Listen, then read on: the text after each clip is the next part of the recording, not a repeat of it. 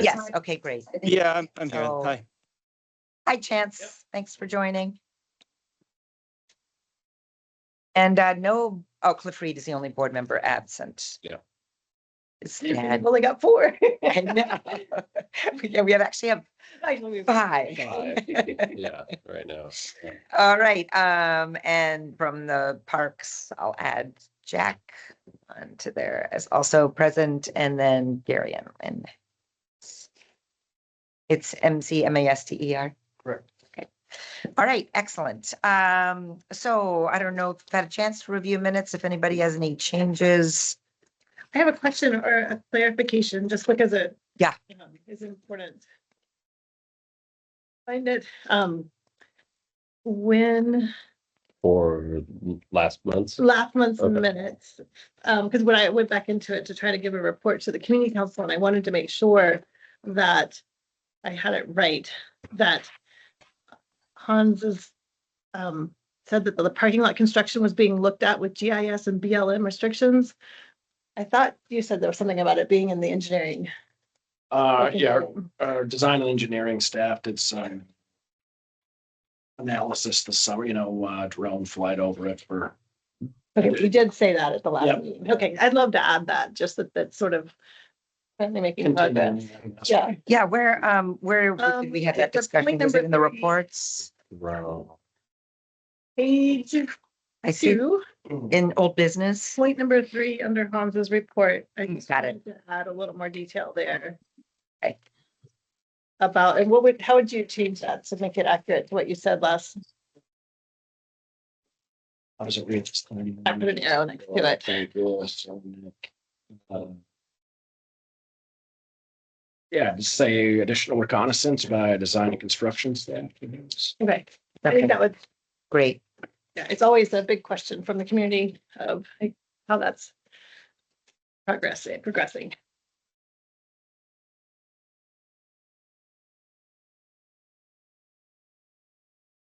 All right. Any other changes?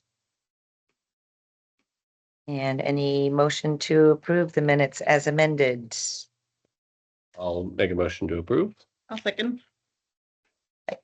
So moving on, any changes to the agenda? Or approval of, if you don't have any changes?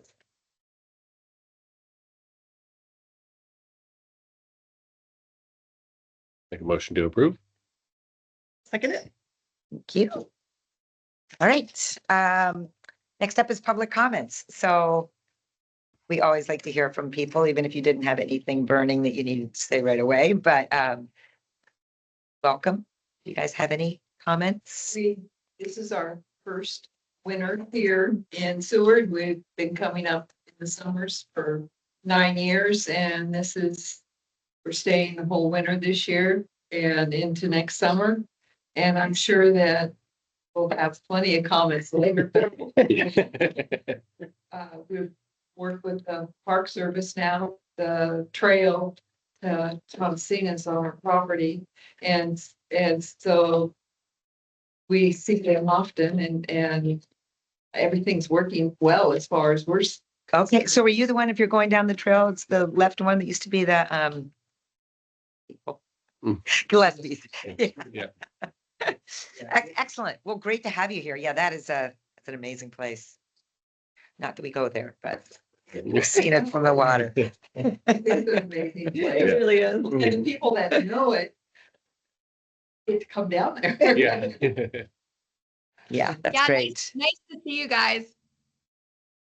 That's Kendra. Kendra.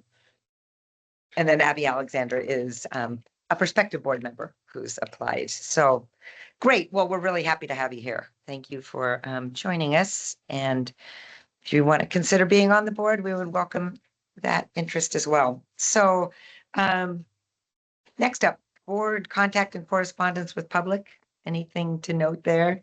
I have one interaction that Devin Putney, who I think attended a meeting last year advocating for the mooring buoys, and he was just reiterating that. And I remember the discussion. I know it's a challenge. Are there other state marine parks that have them? We don't have a program statewide. I know that didn't answer your question. But no, that we helps. may have them scattered about for like administrative use or for our use, but we don't have a statewide program, which is what we discussed last year. So last year, I can bring this up with my fellow Marine superintendents again. We did reached out to the state of Washington last year for kind of what their program looks like. So I think I quest last year was to kind of put mooring buoys in a box for state parks, meaning understand what's Yeah, like what's involved would be with, possible or what couldn't be possible, with. and they are revenue producing, like when people do use them, Yeah, it's like a reservation for a cabin. Yep. Yeah, like for places like the state of Washington, that's the way it works. You can reserve the buoy Okay. to stay. And then one thing, Devin may have said this last year, is like, well, it's also thinking like when people register, they can say how many people were on their Mhm. boat and you get more metrics on mark Yeah. usage or buoy usage. So, all right. And less damage by people's anchors dragging and Oh, yeah. people landing on the beach and things like that. Yeah, that's a good one to bring up. It's definitely still one of our priorities, right? Yeah, it seems like Yeah, it's, Yeah, I think we still have that within our goals. Yeah. And we can update that too. Yeah. Is it something that would be a grant that we could apply for it, or does it need to be a statewide program? I don't think it would need to be statewide. I like think, maybe a pilot. Maybe we do a I pilot. think there's opportunity for anything. From what I've learned and gathered from talking to folks from other states, it's, getting a design that we can use, that's perhaps, maybe there's designs in other states that are in use, but finding instead of like any agency in its infancy, everyone trying something and seeing what works, but trying to actually all try the same thing. So that's where we're at now. is Yeah, okay, yeah. Defining what a mooring buoy would be for us. Makes sense. Yeah, Which is not, that's not insurmountable. So, yeah. cool, great. All right. Anything else before we move on? Nope. All right, reports from our state park staff. I can kick things off. Good evening, everybody. It's Rinky, State Park Superintendent. Just a couple things. We received news about a month or so ago. The category here is our recreational trail program grants. That's like the grant Michael's been working under for the last few years with Trail Crews, one of the grants that built the Poncina cabin. We were notified by the governor's office. There's been an administrative order put in place to transfer the administration of that grant to the Department of Transportation, DOT. So that's previously that grant was administered by state parks, and state parks could apply, stakeholders could apply, et cetera, to have access to potential access to funding for recreational trails. There was a board put in place to help kind of navigate the selection of grant processes, the ORTAB board. That board's been disbanded by the administrative order. So at least initial communication we've seen out of the Department of Transportation points to the use of future funding for that grant, to meet DOT's mission, which isn't surprising, but it speaks to like connectivity between communities for trail projects. So uncertainty for state parks with the future of that grant. Submissions this year, which are due on Friday. We'll go through DOT. Existing projects will continue to be maintained, administered through state parks. That's the bad news. The good news is we're putting in a grant application this year. Thanks to Michael for just the Tonsina Trail here. I always get the name of this trail on. Kansas Trail, is that right? In a broader sense, yeah, but I guess most people recognize it as Tonsina Okay. Yeah. Trail, Got it right. part of the Canestead Trail. Yeah, The so, Tonsina is The most used part. Right, the first few miles, the most not just heavily me. used. Yeah. It's not just you. Yeah. so that rose to the top for our regional selections this year, which we've, pointed towards the application there and, where, we've written the grants. So, hopefully we can have, if awarded, we can have the flexibility to use a contractor or to use agency personnel, kind of depending on. And we've also, written it, obviously, we would take partial funding. So trying to write the implementation part to be flexible, hopeful for an award, but more uncertainty than certainty with the RTP program, which isn't great for state parks. Yeah, it's like, DOT, I can see it for trails that are going between communities that vehicles are going on. Yeah. But Who reviews the applications now? I don't know. There was an acronym RTAC. It's gonna be a new Regional, regional board, yeah, that obviously isn't developed yet, but yeah. the acronym was RTAC, and I can't remember. It's Alaska Regional Trails something committee, I think. But prior to my time with state parks, there was a program called Snow Tracks, which kind of had a similar fate. It was administered by state parks for a while and went to DOT. So Did they say why? Is this a cost savings thing or? I didn't, the administrative order speaks to the why. I think, what I recall from the why is that, keeping like things in like places, right? It's being viewed as a transportation. Is there Continue to be- a way to get a copy of that letter Yes. for our legislative committee? I can, to- before we leave tonight, make sure I'll email you the Okay. executive administrative order, excuse me. Because I know the Lowell Point Community Council was able to access a federal lands access program grant through Federal Department Sure. of Transportation.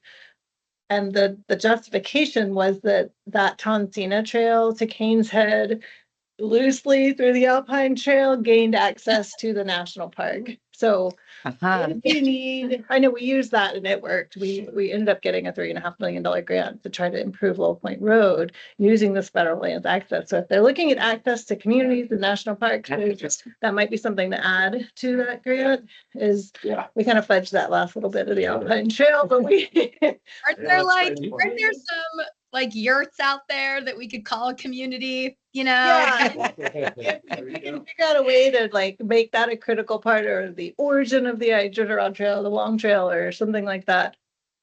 Access old native communities. I don't know if there's anything out there.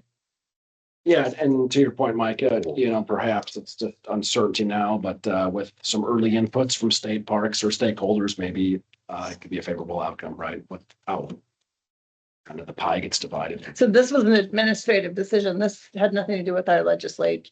It's executive branch decision.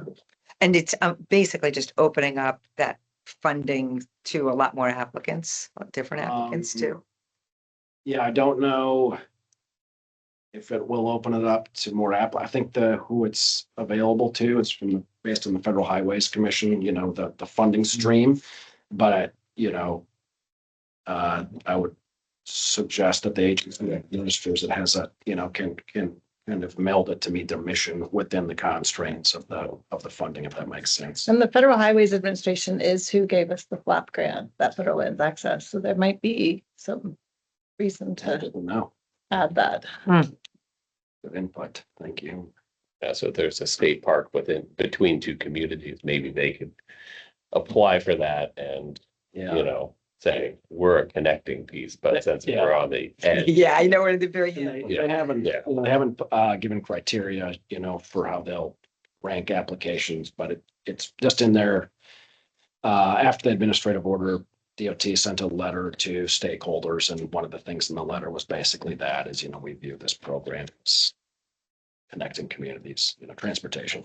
Historically, has that program only been available for state park trails?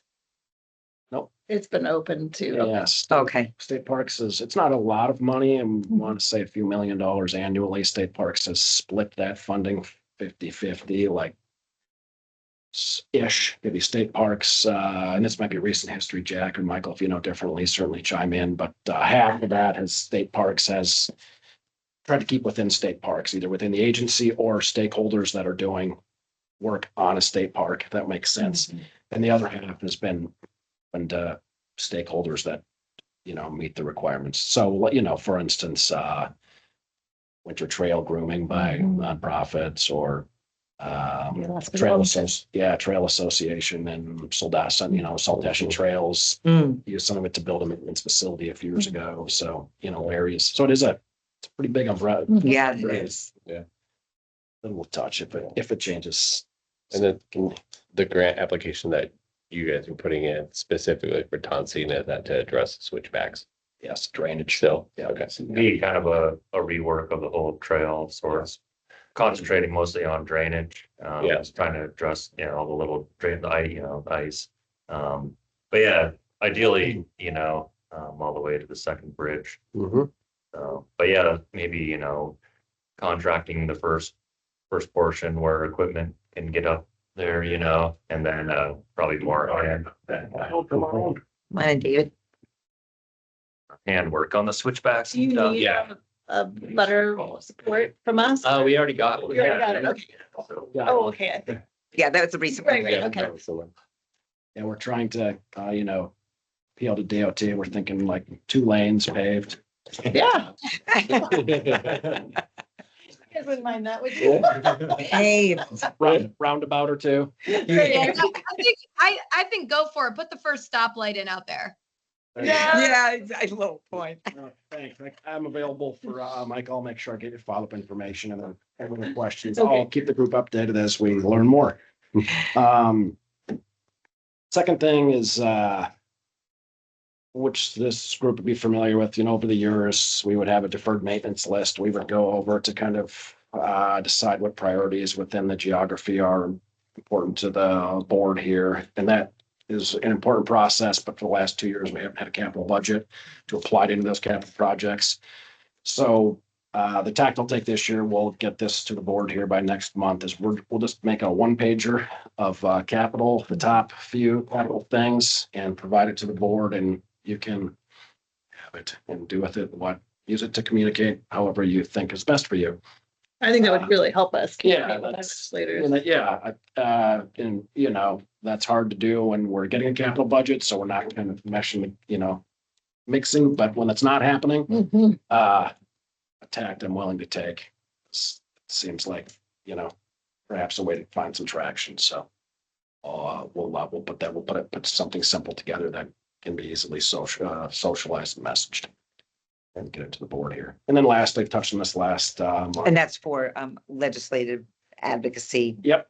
Well, for me, it would just be to provide it to you, Amy, and you can, just to provide it to the chair of the group, Okay, of course. Then we can do You what know. we want. okay. Do you guys have like a CIP project list, like the borough requests We a do. list from the community council every year? We've got which I think if you were to see it, Micah, you'd say, oh, I've seen this before. It's a multi-hundred line Excel Right, spreadsheet right. of things. Okay, And, we have used boards in the past to look through that for relevancy. And that exercise hasn't been very worthwhile the last few years. So we'll try so you don't like pick your top 2 projects for every park and forward it? we do our design and construction staff do that. Okay. of Those, but they just, we've been told there won't be a capital budget. It's the same as the last few years, so. Can we get a fresh copy of the Excel spreadsheet and the Yes. top 2 priorities also? Yep, I will make sure it's not on our website. Oh, If okay, it's not, I'll send you. okay, cool. And then lastly, just follow up from last year's RTPs, which is great news is as briefed last month, the toolkit has been ordered by DOT, which is exciting, Nice. along with ATVs have been purchased. They're just in Fairbanks awaiting transport to Kenai Peninsula. It's great news. Yeah. And that's all I got. You want me to go, Jack, or? Yeah, go ahead, Mike. It's fine. All right, well, yeah, I guess just kind of piggybacking off of Hans there. I guess since our last meetings, for me, it's been a lot of RTP, working on the grant that Hans was mentioning, but then also we're getting the final report for the grant that we've been working on for the last 3 years. So yeah, that was due today. turned it in on Monday, and yeah, so haven't heard anything back yet, but hopefully we won't. All will be well. Yeah, otherwise, let's see, I guess, Jack and I, there's been talk about the chair at Rocky Point, which Retrieve. Cliff has mentioned. Jack and I did go and retrieve that. Okay. So that's at our office, and yeah, it'll be kind of I didn't hear about Yeah. this. Did we talk about it last time? I'm not sure. I know Cliff, a few folks have I maybe. think it was Maybe Leah April. here. Oh, right, it was way back. Yeah, yeah. Well, anyway, yeah, so it's safe and sound, and yeah, Jack and I will work with the museum and probably RBHS to potentially, yeah, get it on display for their exhibit. Do you have a picture of it? I do on here. Do this without losing everybody here. I think this was some sort of historic chair from when the fort was out It there. was I don't built with- remember. Now I remember Built talking with, about. built with It was- different, like, And we thought you boxes guys and things probably- like that, and it was in one of the. Is that The right? Dragon's Now Gate, I yeah, remember that. yeah. Yeah, it was, Oh, it was wow. built, it was hand built by 4 guys that were out at that spotting and plotting station out there, and they signed underneath it. It's pretty exceptional. It's really well built. And also this is a lot of fun because he's moving it around and I can see all your faces really close. Yeah. I think Kendra's maybe the only one who can see it, sorry. Oh, there we go. Lost text. But I'm really thrilled that it was picked up. It's been it's a really special artifact in my opinion, and can really kind of bring to life the story of the men out there and what they did during their winters and when they had time. So I think it'd be pretty special to get that on display for the museum. And the fact that it's so well preserved. after Yeah. Being I know, it's there, amazing. since the 40s. Yeah. Was it in one of the buildings? It's the base end station, so it's all the way up. All at the way top. Oh, so it's inaccessible. Yeah. I mean, there is a trail up there, you can Mhm. hike up there, but yeah, it was maybe off the beaten path for the majority of folks. So yeah, it's pretty much the little green at the top, the moss was where the window was there. Mhm. But yeah, it is Hmm. impressive. Yeah, the door actually to enter the base end station is still in really good shape and Hmm. tongue groove wood So door. cool. Wow. Yeah, that's a cool spot. So yeah, that happened. I'll let Jack and I went out to Tonsina last week up to the mining camp, but you want to talk about that, Jack? Yeah, I mean, yeah, I have something to add about that. Yeah. Let's see, I guess, and then Ryan and Sierra, they're settled in out at the bunkhouse, so they're the winter hosts that'll be there. Yeah, so if you in the area, Oh, say hi to those guys. yeah, they were planning on coming tonight. Oh, were they? Um, Okay, Something else came up. gotcha, yeah. I did forget about that. Yeah. Public, yeah. So I work with Sierra, so. Oh, right, okay. Good connection with her. Yeah, so no, it'll be nice. Since I've been here, at least we haven't had winter host out there, so yeah, kind of interesting to try and be helpful for sure for Mhm. staying on the snow. and She's not trivia. whatnot, so. I wasn't there. And then we are just on the list for Metco, for the winter plowing, and then also to get the grading done at both the lots. Kind of on their timeline of if they'll get to it, but they are gonna add 4 loads of D1 to the lower lot. Bucking with coal, it sounds like it's kind of a hole, and they have a really hard time really busting that material up, and so maybe try to crown it, get better drainage there. Okay. So they're gonna pile the upper and the lower? They'll grade both, or sorry, plowing.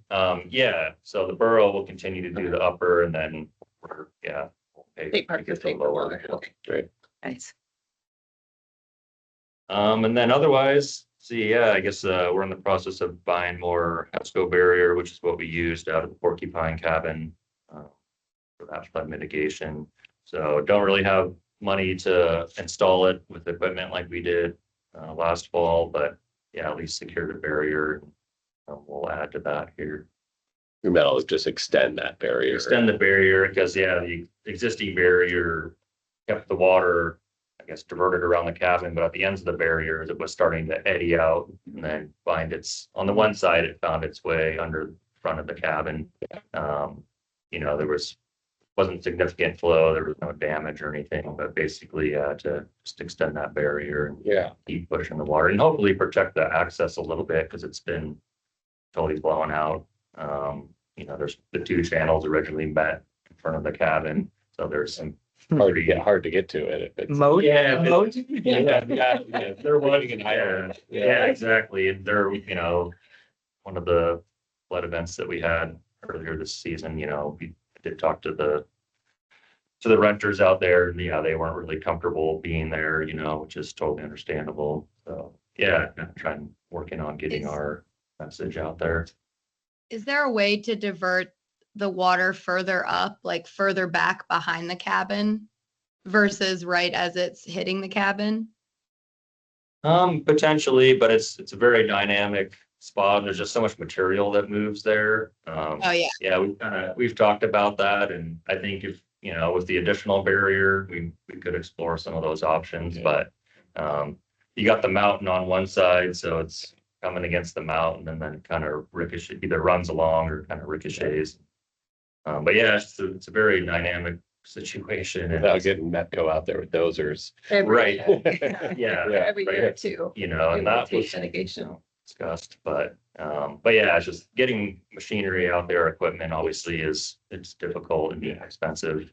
So yeah, we'll either fill them by hand here or be a good Sierra Club project summer too, just Okay. with the amount of folks we have on site.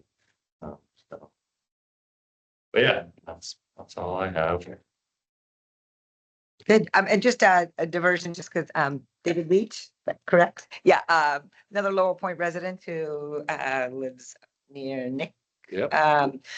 is our other member of the public. So Kendra, Chance Miller, and Abby Alexander, who has applied to be on the board, are all online.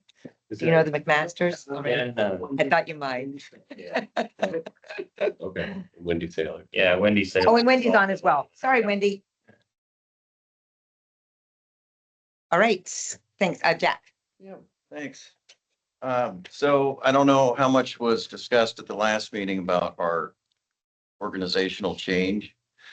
But basically I've been requested to provide 2 law enforcement reports a year or annually.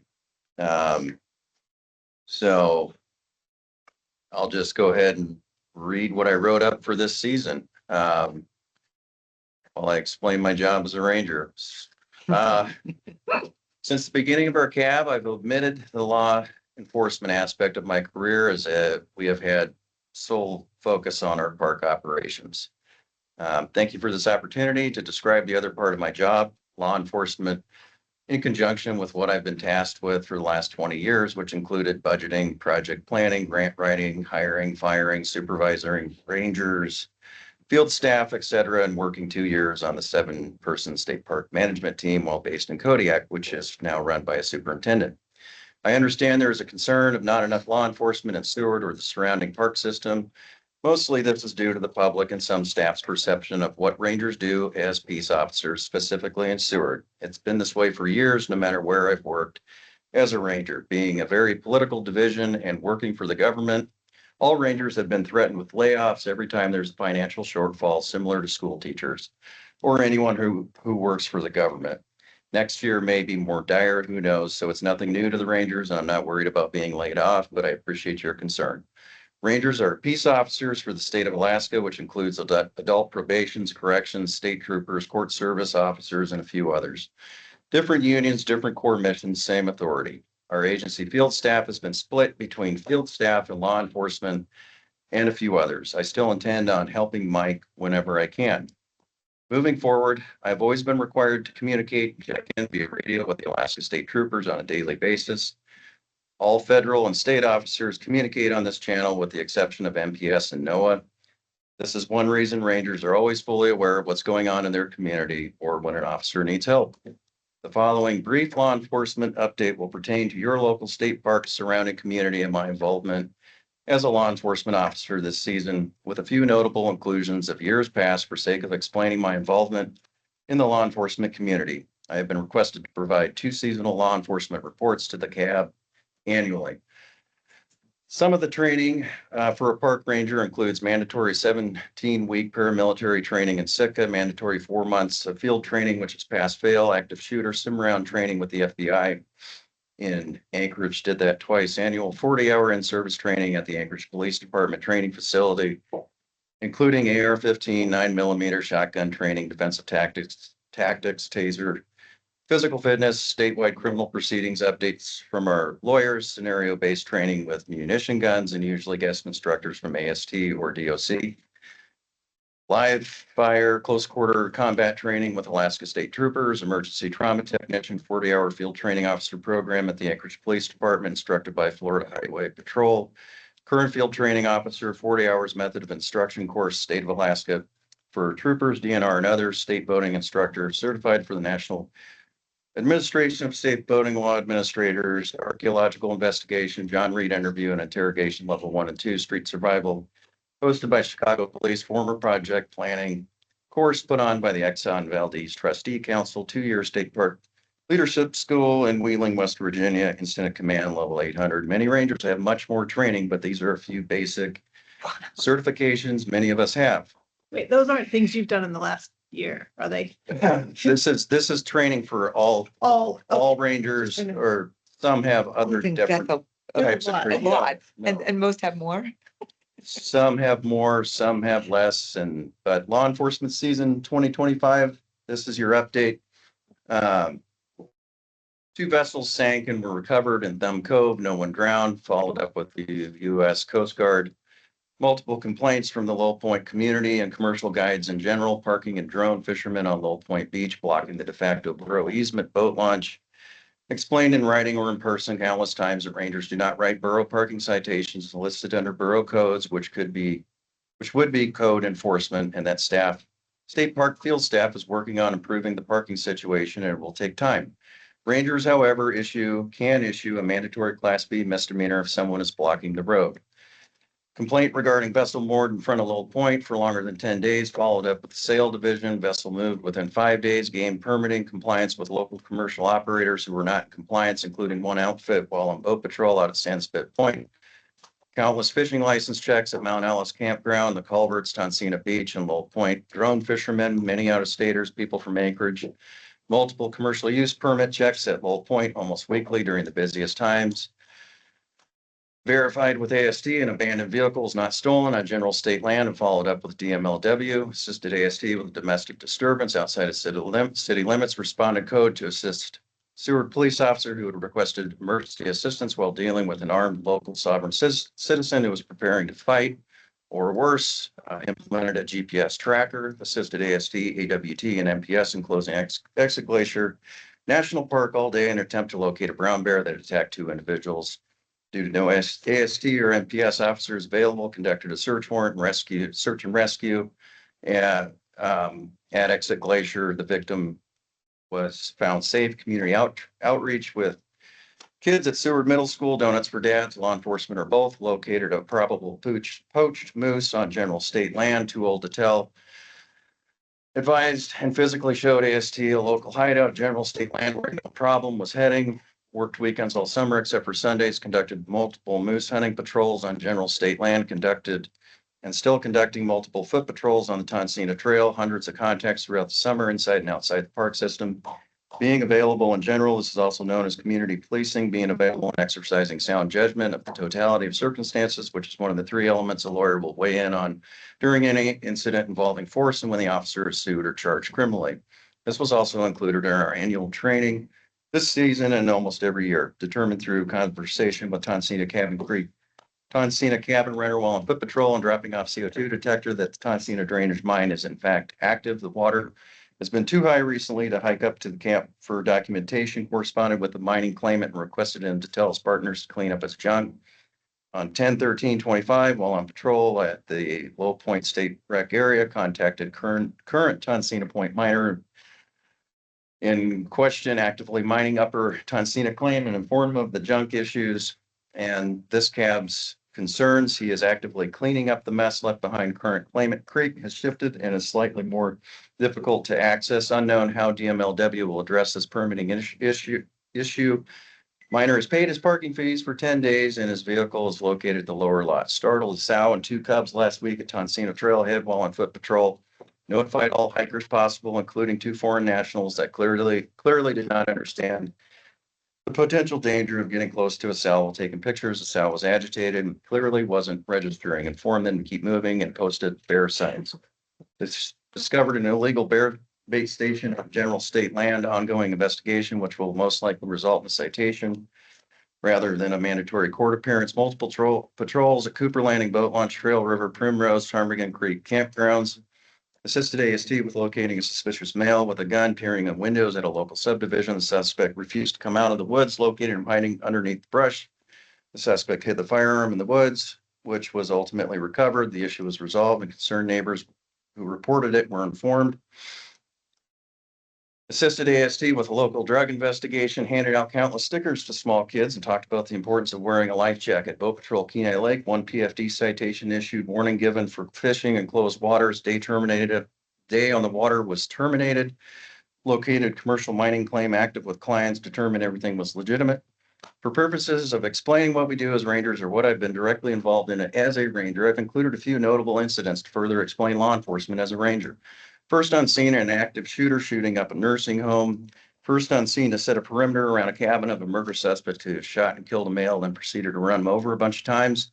Suspect broken into a local cabin and was armed to the brim with rifles and ammo, waited for Bearcat and CERT to arrive, coordinated with CERT team to pick up the CERT team in the bed of my truck. After landing at the airport, suspect was arrested. Assisted AST deal with 1 prospect and a confirmed Hell's Angel while fighting their girlfriend, who was spitting, kicking in the groin, and actively resisting myself and the trooper at a local gas station. A sock was placed over her head before being transported. Meth and heroin were involved. Assisted U.S. Fish and Wildlife Service with active fight in progress at a local gas station. Assisted AST set up a perimeter around barricaded subject. Several serious car accidents, ambushed by a 2-officer contact person, perhaps an NCIC constitutionalist at the Safeway parking lot while grabbing some food. Fused the situation, did not have to use force. Assisted in multiple DV arrests, warrant arrests, DUIs as a ranger on the peninsula, mostly the Seward area. Through surveillance, drafted and was issued a search warrant of suspects, local residents to recover stolen U.S. Fish and Wildlife Service equipment and state park fee tubes and fees, tools, etc. Suspect was convicted and paid restitution, recovered evidence, burglary tools, meth, and evidence of the low point fee tube theft and attempted theft, a handful of body recoveries. Last year, assisted in a local manhunt involving CERT, AST, Seward PD, coordinated with visiting survey crew to utilize their infrared drone and search the area in cooperation with AST's drone. Assisted AST and located a sow and cub living inside a local residence, climbed through piles of garbage and human feces to locate the very large sow in the back of the trailer. It was not safe to dispatch the bear due to the surrounding trailers and the bear's position. I dispatched the cub, donated it to a charity per the area biologist's request. Ranger notified Adult Protective Services. The victim was admitted to a local hospital for Title 47 3-day protective hold until further aid was available. AST, all federal officers and local PDs have assisted myself and all rangers statewide countless times when requested. Conducted countless traffic stops inside and outside the park system when a public safety concern exists. Arrested confirmed MS-13 gang member in a Kenai park with cash and several hundred pills of fentanyl inside the park. His counterpart was ultimately arrested and went to federal prison for 9 years. Small explanation of what I've done while working on the peninsula, but specifically the Seward area. In the past, I've been taking care of these things while being directly involved in park operations. My sole focus is now law enforcement on the Kenai Peninsula, primarily the Seward area. This shift may or may not be an example of shared services, but I can assure you there is plenty to do. Thank you for the opportunity to let me share the other aspect of my position as a ranger. That's a lot. Is there a cape underneath? No, just I mean, I think I didn't realize how much you worked with the other law enforcement agencies. yeah, we just never talked about it. It's just never was something to talk about at our meetings, but now they want us to. So Can you send me that so I can attach it to the minutes because I tried. Yes. There's no way. it's all been resolved, so there's no problem with that. Okay. How much of that was within Alaska State Park on Whole Point? Uh, 10% of it? I work You work. from here to Russian Lakes is usually where I stop, but we can end up all, because that's the park, the river, Kenai Lake. Hmm. Hmm. And then the other aspect of it is just when things go down, it's whoever can get there first. Right. So And yeah, we know. how much was out at the park? Quite a bit of it. Quite a bit of it. The other stuff was incidental and I was there because I'm not in uniform because it's too uncomfortable Yeah. for these meetings. Yeah. But that's usually, I mean, my office is at Fort Avenue and, you know, it's a lot of times there's not AST on and yeah. Exactly. There's a lot of times we, A lot of times. our police department shorthanded. Do you help Seward Police? Yep. Well, thank you, because that was very Yeah, exactly. That was, illuminating it for us to sure know. was. So are you still as Alaska State Park employee or are you? Yeah, for Yeah. now. Okay. Yeah. So, Well, thank you. sure. Was the bear recently? That was like 2 years ago. Oh, the one at the south. Oh, that was last week. Yeah, 3 and Yeah. it's fine. I just took, was hiking the trail the other. Yeah. 2 days ago. Yeah. And so it's actually really well marked on that little Black. sawhorse. Was it Yeah, black or brown? It's a black. Black with, Yeah. black Yeah, I with could cubs. probably take that down. by She, now. I haven't seen her since not this past Saturday, the Saturday before. Okay. She was down the hill, the dogs treat her and yeah, Oh, really? Yeah. yeah. Feed the cubs first and then she was right there. Yeah, yeah. So Because you went so quickly over the mining thing. So you guys went up the river and actually encountered somebody up there? I did 2 days ago in the parking lot at Low Point Oh, in the parking and lot. I Okay. talked to him. Oh, that's good. So it's not Lucky anymore, right? No, he still is the claimant, Okay. but this guy is mining it. For him or underneath? I don't know if it necessarily for him, for sure. But he's authorized. Yeah. Yeah. I mean, yeah, he said he's making an attempt. He seemed like a really nice guy. You know, but I know there's a mess there. Honestly, that's been 2 years since I've been up there. And it didn't look, I mean, it's just still junk, Mhm. but he said he's been making some effort. There were less gas cans, I guess.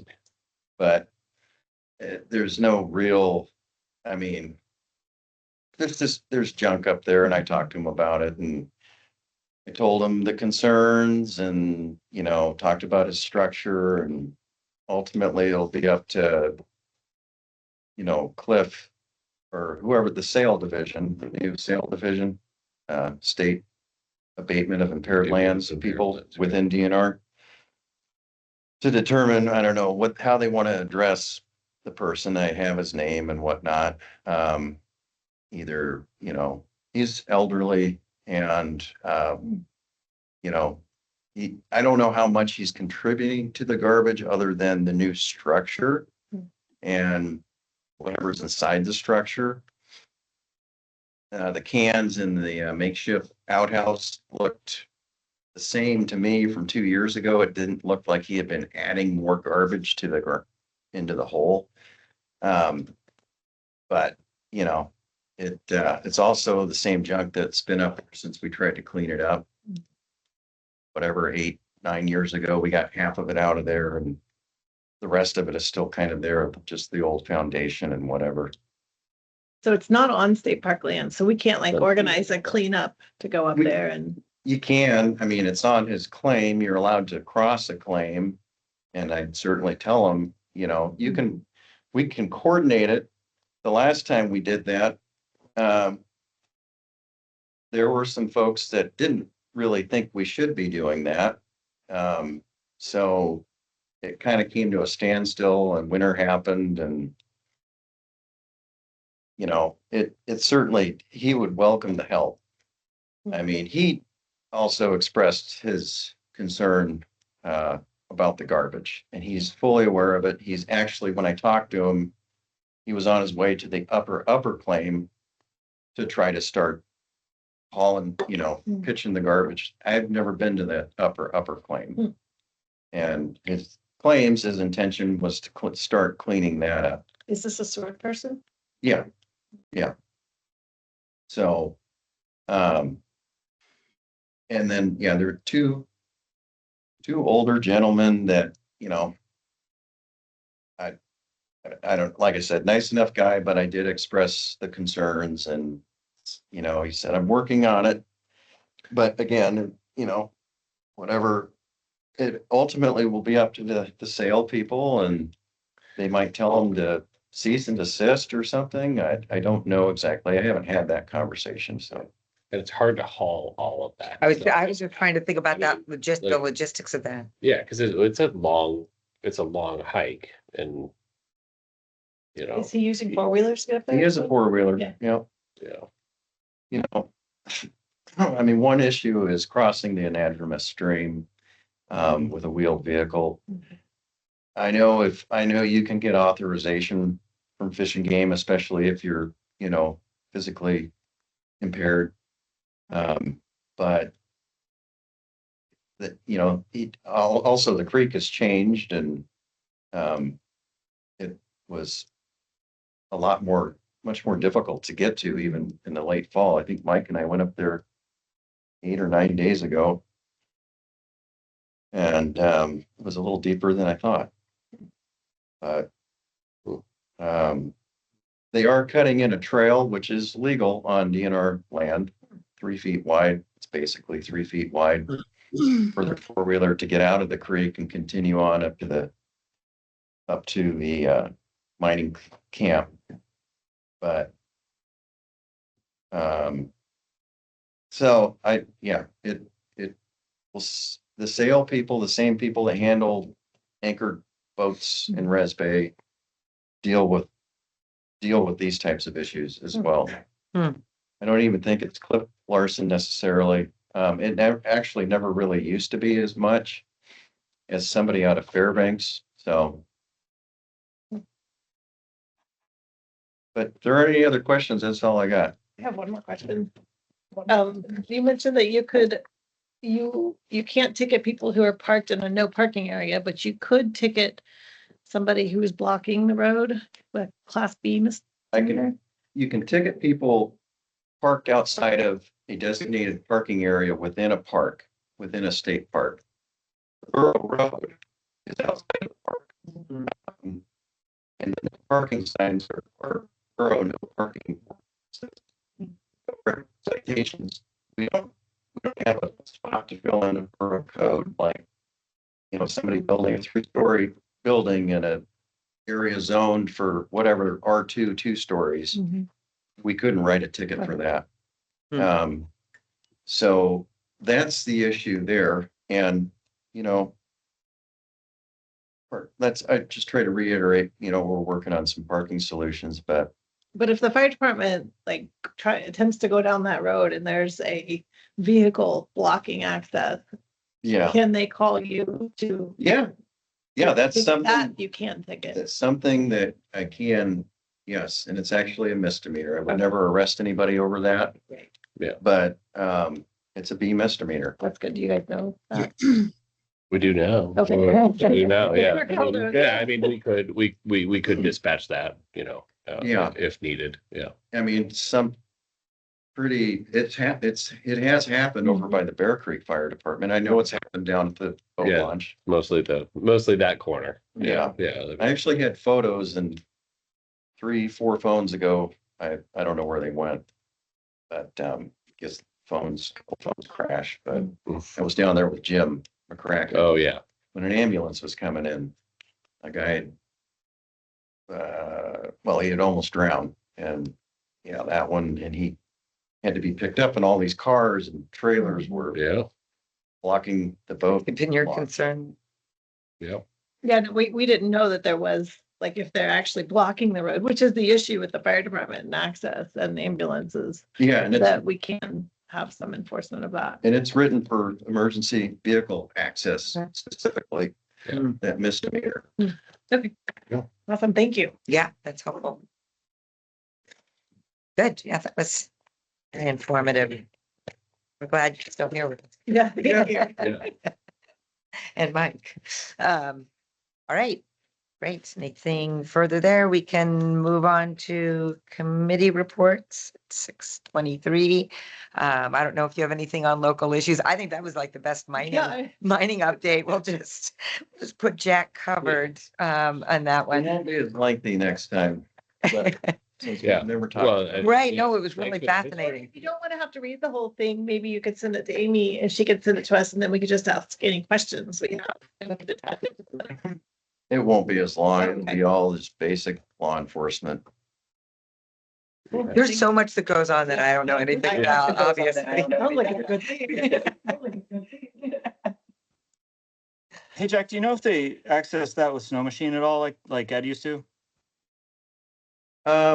No, they do not. To answer your question, I've never seen any evidence of it. It's just, they only talk about snow machines as trying to get the old snow machines that the current miner and Ed Gorson, who mined together, out of there. And Ed, as Kendra pointed out, was the World War II vet here stationed out of Seward, which was kind of interesting. But this guy originally mined it with Ed. Ed since passed away. So he's fully aware of the history.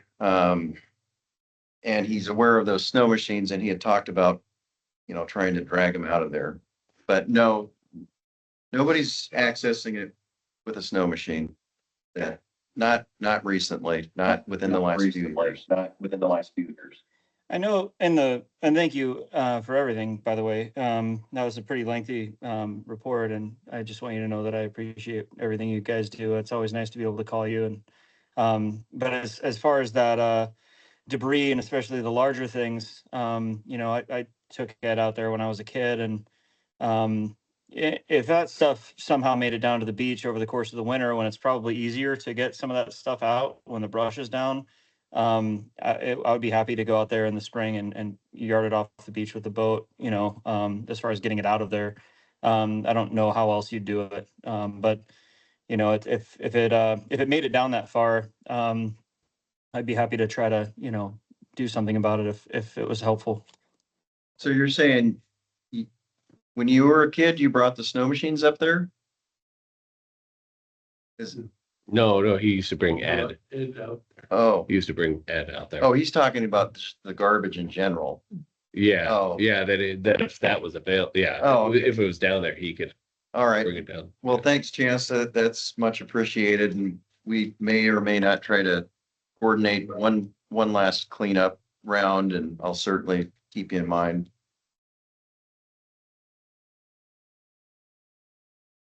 Great. Yeah, of course, in general, it's in the spring, we always have people that are eager to go out and explore and do those. And, it's a good thing. Abby's actually our kayaking manager at Miller's Landing, and a lot of those guys are wonderful and happy to help do beach cleanup stuff in the spring. But if the mine stuff especially were to make it down, we'd be happy to, that's some obviously heavier stuff. But yeah, just let us know. Yeah, I've been finding some sort of grant application or grants available for beach cleanups, but I've noticed our beaches are in pretty good shape, but maybe this would be a good opportunity for some beach cleanup funds and a big community-wide service project. If you guys wanted to organize, or if he was amenable to it and people wanted to come out and participate, and then we had a boat or two to help move stuff back to town.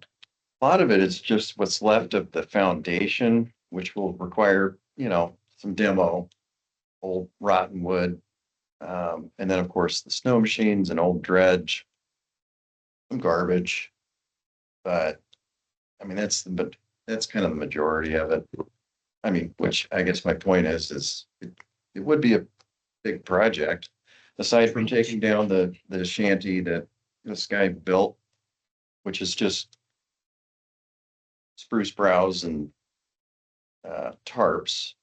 So he's not like trying to build a cabin or something, but nonetheless, stipulations on the permit about not doing that. So you are allowed to put up like an old army wall tent with a gravel base. is okay for as far as a temporary structure goes, but that thing's it just stays up there. So I don't know how big of an issue sale would make out of it, but I guess if anything, that and what's left over from years of mining would be the biggest concerns. Yeah,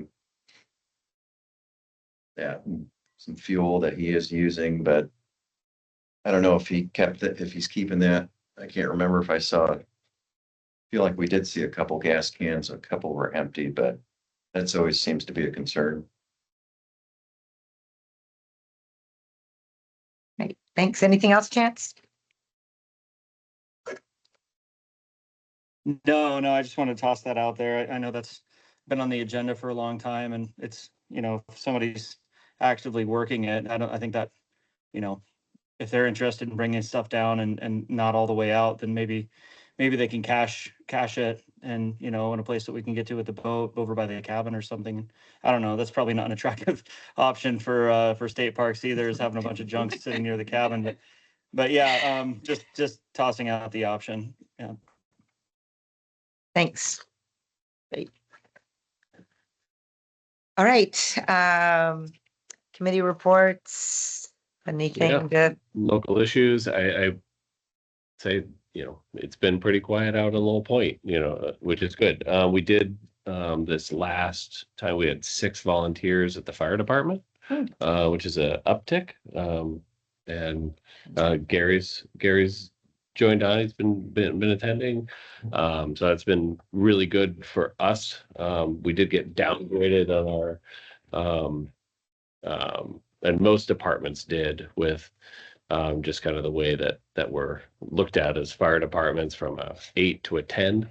So that we went kind of back up, mainly because of not having the number of responders that we need when it's looked at.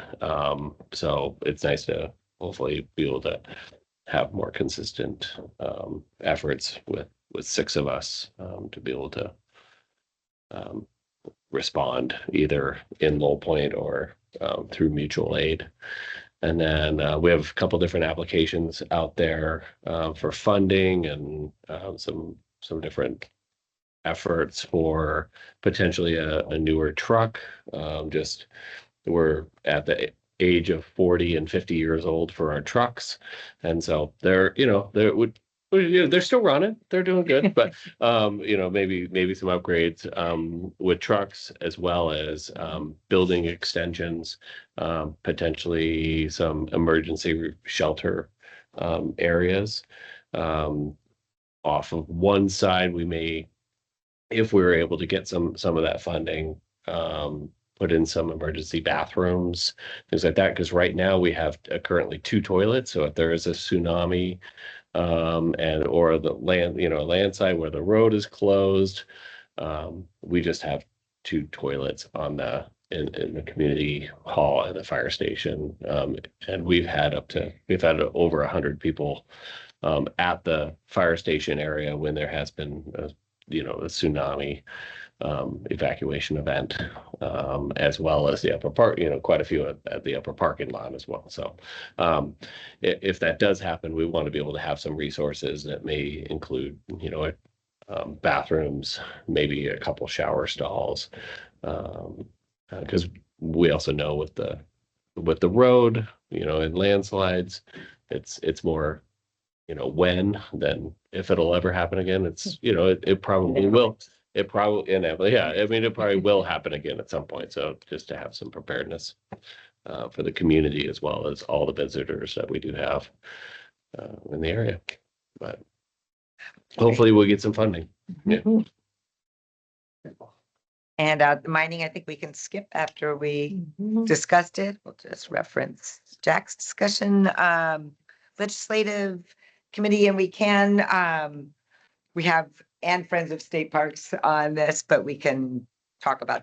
But they're on the agenda later on too, so. Yeah, they are. Yeah, I did add it later. You're right. So yeah, let's just go with legislative. And I don't have much because there's not a governor's budget out yet, but I would love to get some of this information about priorities and those sort of fact sheets so we can talk to legislators. Good. All right, new business. So, first one on here is board recruitment, which I've learned, I was asking Hans, like, what's our process? Well, it's kind of, we can kind of make it up as we go along. It sounds like.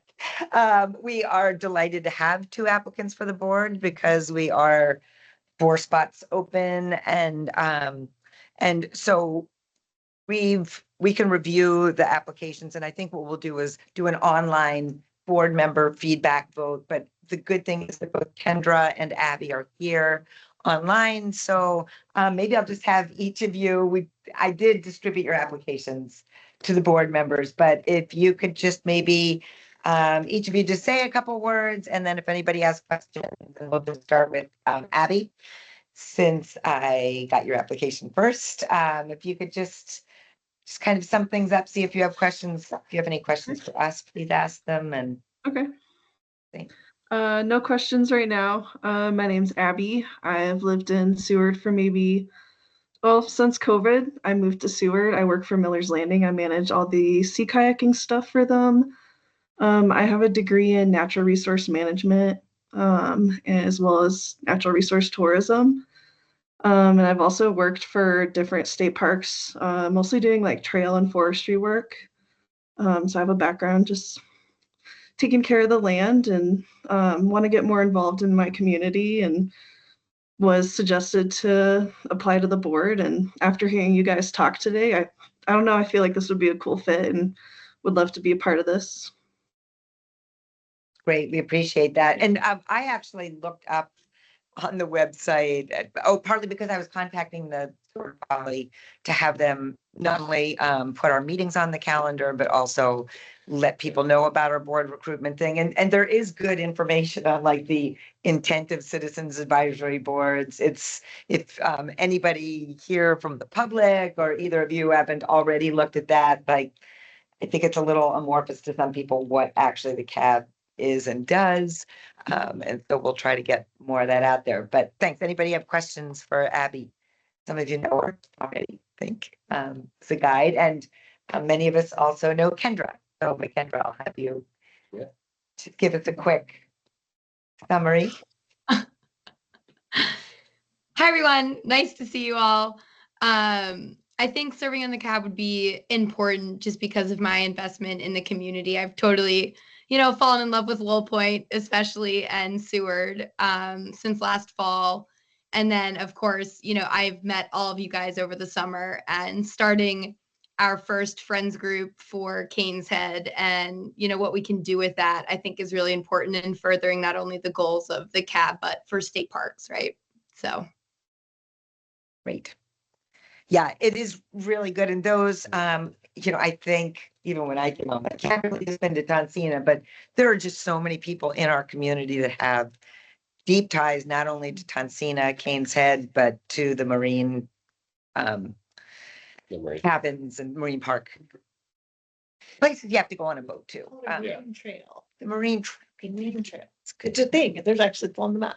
That's good to know. Yeah. Yeah, that's a good one. So anyway, we really appreciate that, to have people that are engaged and willing to help us advise the employees in the state parks on what our priorities for funding and projects are. So it's kind of Yeah, and it could be good for us as a board to set a deadline of like being able to review those applications. I think so too, because it is. So we can. So we'll do that within the next week. I think that's if everybody's on board, we'll just send out a thing and get consensus. And We can't vote tonight. I mean, we certainly could. I mean, I read it. Have you read it? I've read them. I'm certainly willing to vote tonight. I'm perfectly happy to vote tonight and be done. I think I've read maybe the best thing to do is anybody opposed? Because I'm feeling like these are 2 pretty awesome candidates that we'd be lucky to have on the board. So if nobody's opposed, everybody who wants to vote aye, you can abstain if you want. And so, yeah, I think that makes it really easy. Oh, yeah, Chance? Chance, do you have any opinions? Yeah, I think we'd be lucky to have both of these people involved. they're wonderful.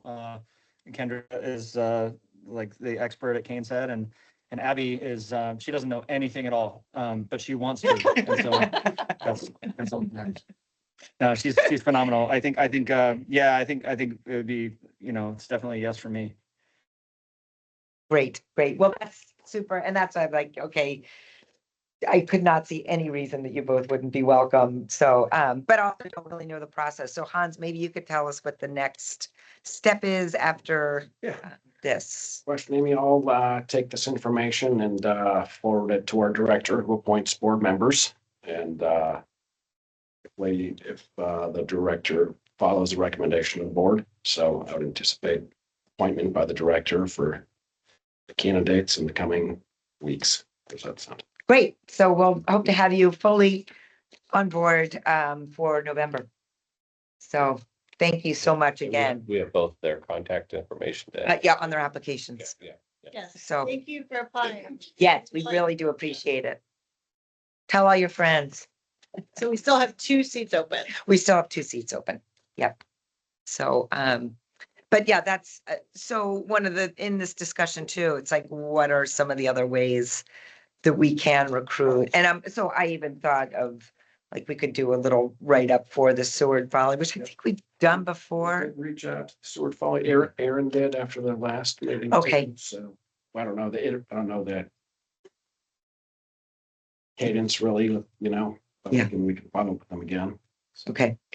So Mark I was can really share- successful, like identifying people and Mark's like, brilliant. going and meeting with them and saying, we would like you to consider doing this. And I think that's the most effective way. I think so too. For almost any board I've served on in Seward, it's almost always not You have to something that be- somebody saw online. It's like, I want to go do that. Yeah, I pulled Cliff in because I kept seeing him post things about Tunsian Trail. And There you go. Right. Hey, you need to join the board. Can we brain? I think Mary Beth Coster mentioned to me that she might be interested at some point in the last few years. So I might reach out to her. She might be, has she been out of state? She has been out of state recently. And then really, I was thinking of other business people that have personal and business connections to, again, not just Tansina Kane's Head, but people that are, maybe they have businesses that are out there all the time at the Evans and dropping people off. Millers are always a good one, but I don't know any of the other kayaking companies or. Yeah, Louis or Stephanie, would be 2 names Yep. that would come to mind right away. Stephanie's obviously a low point. She's involved in a lot of things, so maybe it's just too much. And I know, I Louis, thought about that too. you know, Stephanie is is- involved in a lot. She's involved in a lot. Sometimes yeah, she's a busy girl. But you're right, if you want something done, ask somebody busy. Right, You sometimes those are the people that- you heard that, and that does apply. But it's also, the nice thing about this too, it's not like being a chamber director or a chamber chair. Like Yeah. it's not that much of a time demand. And we don't meet over the summer. Right. So those are helpful things. But yeah, that's Anybody want to reach out to Louis or Stephanie? Louis. Do I know Louis? Louis Garding, I assume that's who I could Chance is talking about. Yeah, he's Seward Water Taxi. Okay. Okay. Yeah, he's somebody who's got a game transporter permit. He's the other, state park access to the area outside of us, really commercially for the public. Everybody else is doing that through, their dedicated kayaking company clients or whatever. But if you're just a person that wants to go out, I think the options are Miller's Landing and Louis and Seward Water Taxi. How about So Bix McClure, Seward Ocean Excursions? Bixler's, yeah, that's the other person I was gonna mention, because he's operating year round as well. So or typically he has, getting eyes on things in the winter months is definitely harder for us to do because all of our boats are out of the water. During the summer and the falls, typically in the falls when I'm calling Jack, telling him everything's flooding, but yeah, Bixler would be another really good one. He's my neighbor too, lives almost across the street. I'll talk to him. And I can talk to Stephanie. Okay. Anybody know when Bob Barnwell was on the board and he had close connections with the Nordic Ski Club, there were often some sort of tie-ins of priorities and goals and things. Do we know anybody who's in the Nordic Ski Club right now that might? I know a couple people. I can text them. Okay. Yeah, if we got somebody from them, it was sort of good to sort of share information because they were often had similar priorities and such. So if we could reach out to the Nordic Ski Club, I think that'd be great. Good. Okay, good. And I'll talk to Mary Beth when she gets back. Great. That's a good start. Like if everybody talks to one person. Yeah. It's gonna help. Get one more name by next month. Okay, excellent. Thank you. This was, next one is updates to the state parks website, only because I actually noticed the same thing, and then Kendra brought it up as well, that Jack Ransom is the contact on our state parks one, the board members, many of them are not board members anymore, so, I'm not sure if that's the communications team, like how. Yeah, take some, we got Wendy online here. We'll take some Yeah. notes and we can double update it. Thank you. Yeah, I've actually who- already updated Jack to Hans, just so you guys know. But we Oh, need a good, list. thanks. We need a list of the new board members so that we can put that in. Okay, good, yeah, well. Everybody And will then the be on only- The only other thing that I noticed was on the application itself. I don't think the CAP application's been updated, I think since 2017 it said, so. We're There's a we're bunch of fixing that as well. Yeah, you told me Oh, that, and we're fixing that. Yay, Wendy, thank you. Yeah, we're working on it. No, thank you so much. I just like reached out to you. I was like, I don't know who can help with this. Wendy probably can.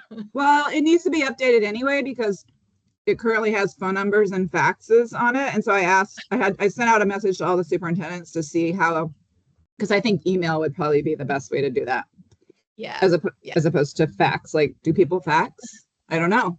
It's a question. Maybe there was some carrier pigeon. Yeah, only when information. you have to legally is right, and that's, now there's a portal or something that Yeah, somebody created. medical and HIPAA reasons for sure. Yeah, that's the reason for Yeah. fax anymore. I think we're okay on these applications. So yes, it Okay, should be good. good. We should be good by the end of the week. One thing I thought I'd updated it on an agenda, and we will talk about Friends of Kingston, but did you want to talk about the Seward education Yeah, I group, or if have you're, to get back to you on that. no, it's okay, because and then I put it on one version of the agenda that obviously didn't get saved, so. Okay. Is it okay to just do it? Yeah, Micah had asked to, she's been involved with this new organization. So we're Seward Education Advocates, and I didn't bring our mission statement because I didn't see it on the agenda. I'm like, okay, we'll do it next month. That's okay, you can Um, just give us.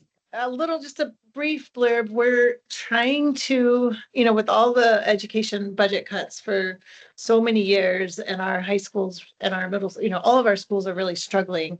And we have community members, leaving the community because they're concerned about opportunities for their kids. And it's just in the news all the time of all the issues with education funding and what we're losing and all the cuts. And anyways, just all this bad news in the news all the time.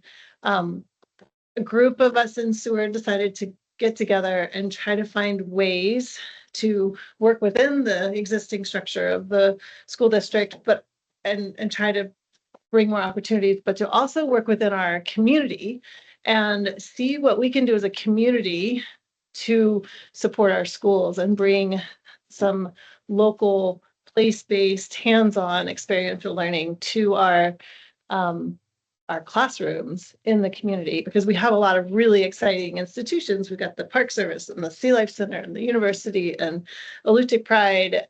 There's just so in the Katuchik Native Tribe. There's just a lot of stuff in our community, but there's not a lot of connection. It's improving, but try to figure out how to get those resources into the community and just make people aware of what we're working on. So we've started just meeting with all kinds of entities, the city council. We went to the Legion last night.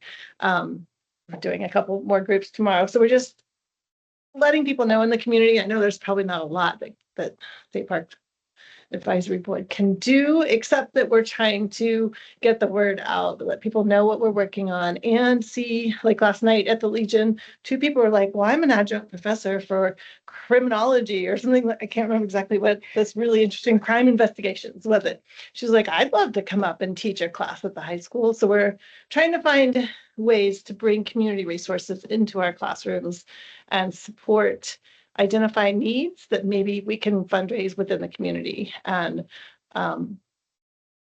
like teachers' aides, tutors, maybe.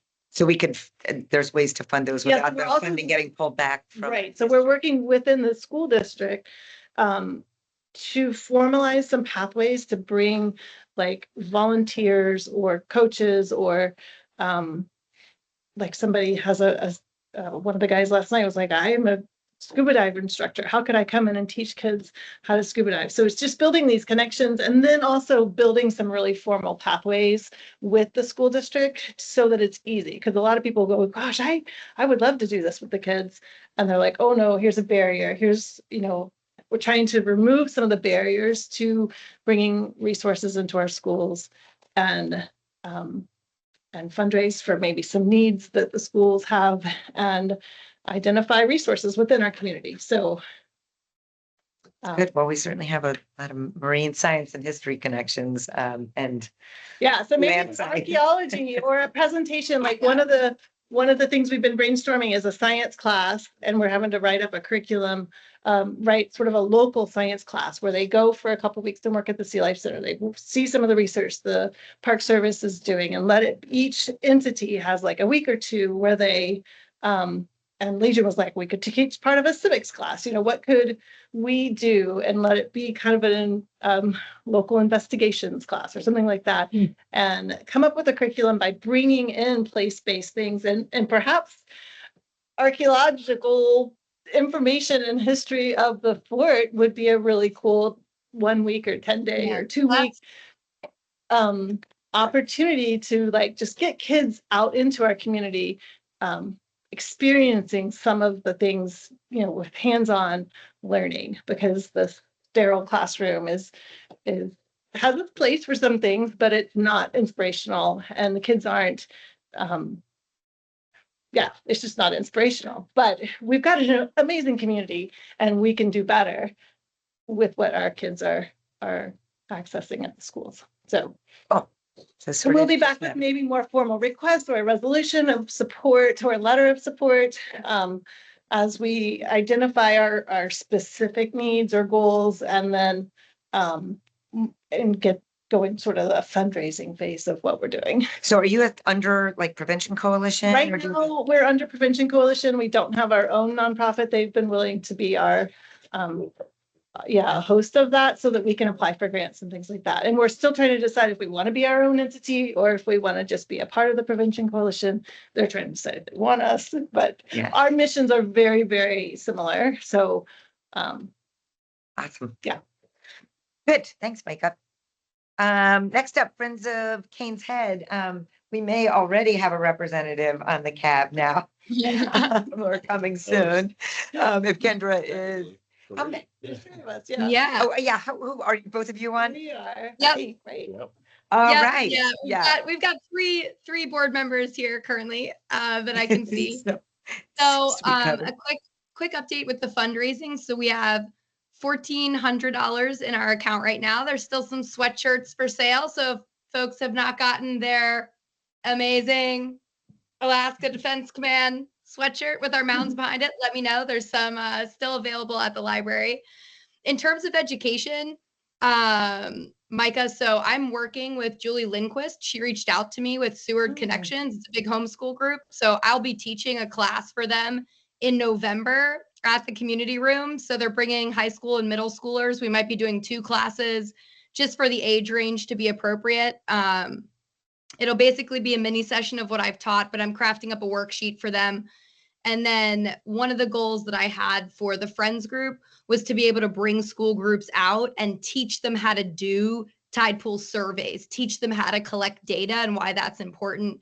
And then we can report that data back, or we can keep it for ourselves, right? So that we have data on our own Tonsina Beach, on Backyard or on Lowell Point Beach. I call it Backyard Beach, on Lowell Point Beach. Um, and, and we can begin to collect a repository of that data through outdoor education, right? So how do we do community development through outdoor ed?